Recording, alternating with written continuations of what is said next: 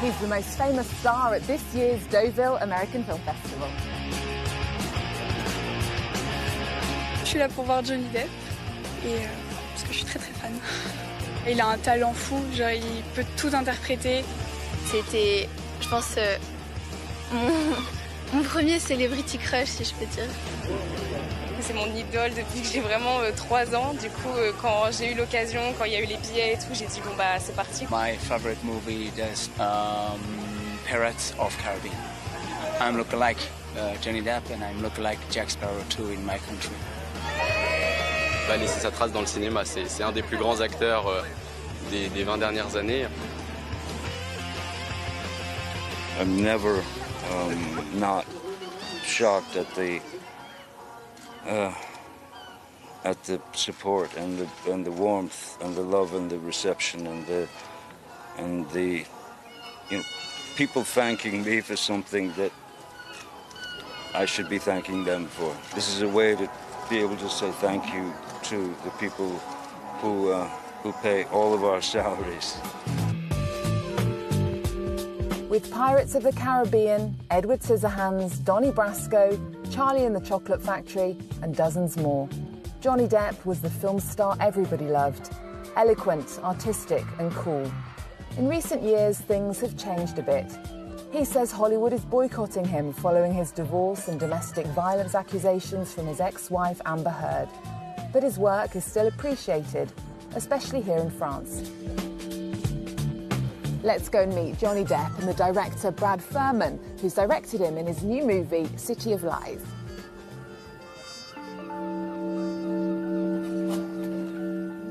So my daughter Swazik did that for you. I love it. That's so cute, man. It's so sweet. Johnny Depp, you're one of the guests of honour at this year's Deauville Film Festival. Tell us about your relationship with France. I think my relationship with France became apparent in my youth when I read a book called A Movable Feast by Ernest Hemingway.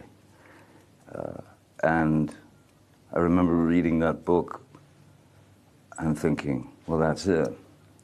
That's what I want. That's the life that I want. You know?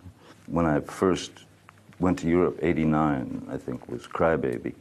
Finished Crybaby, got on a plane and came to France because I wanted to see, you know. And it was the first time I instantly felt home. I guess my relationship got so intense that I came here to do a film with Polanski for 6 months and ended up meeting Vanessa and having children and living here for 10 years. So France will always be my home, you know. And despite perhaps public opinion in other places, France has always loved you back as well. Why do you think France is different to maybe Hollywood, for example? Hollywood? There's just no comparison. The appreciation for, and I'll use the term cinema, there's a great difference now between what's considered film cinema and movies. Hollywood seems to make movies that are continually, constantly, endlessly, boringly fractured and formulaic stories. Here, anything's possible. Hey, yo, Biggie! Biggie!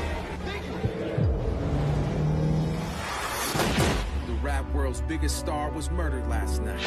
My son was shot. Why? 20 years ago, you were the lead detective on the Biggie Small case, right? Depp's character is based on the late LAPD detective Russell Poole and his efforts to get to the bottom of the 1997 murder of the rapper Christopher Wallace, also known as the Notorious B.I.G. A couple brothers get shot, and nobody gives a damn, do they? The unsolved murder of 2 young men. You have any suspects? As long as it's an ongoing investigation, some evidence stays locked away in the dark. You're here with a film that isn't formulaic, the two. at all, The City of Lies, and it's showing in Deauville. It was filmed a little while ago. Why has it taken so long to come out? Hollywood.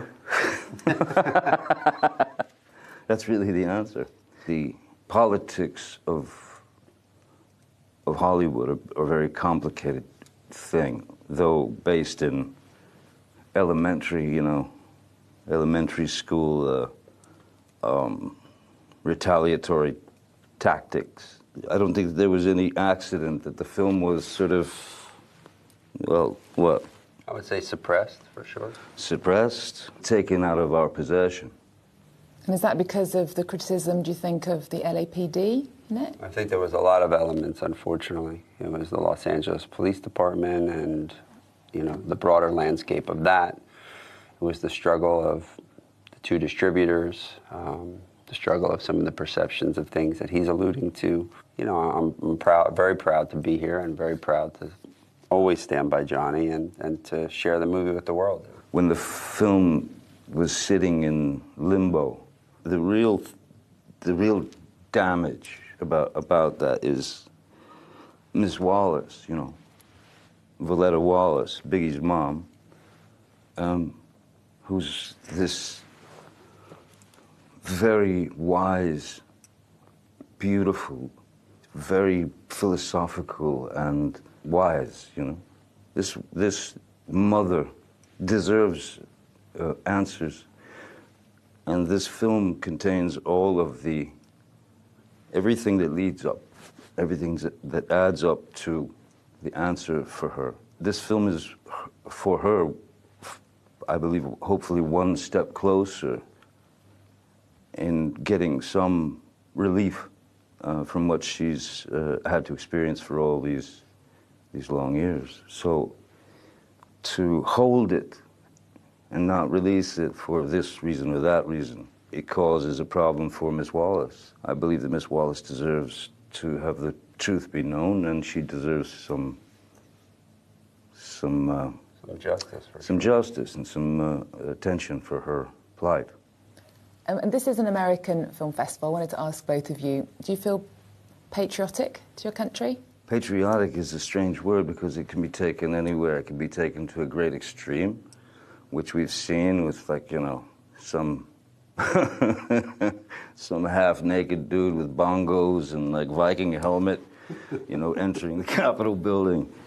That is the newest definition of patriotic.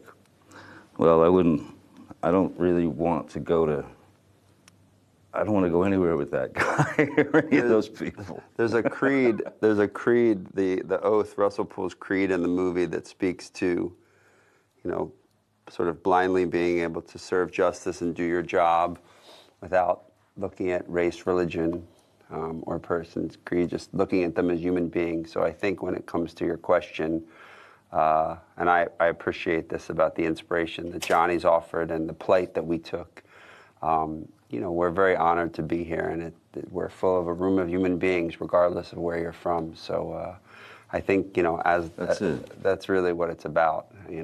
This is a mother who lost a son.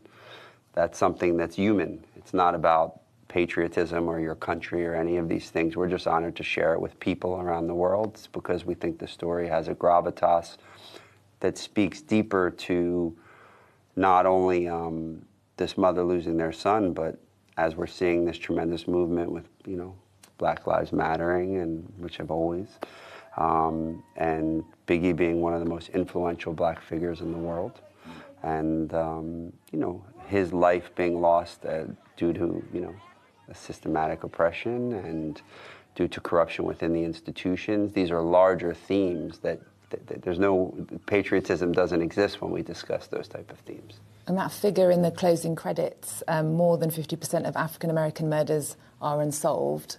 After researching this film, after making this film, what needs to happen to change that figure? In a police department, especially for example, the Los Angeles Police Department, back when there were the Rodney King tape, inspired people to take to the streets.